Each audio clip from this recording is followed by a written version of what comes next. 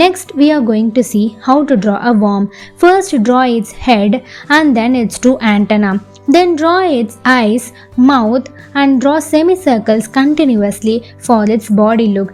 Then draw small circles inside the big circles which you have drawn. At last, add some legs below its body. Next, you are going to see how to draw a love duck. That means from the heart shape. First draw its heart shape, then from the one side of the heart draw two and other side also same two. Then draw its beak, eyes and water look below the duck.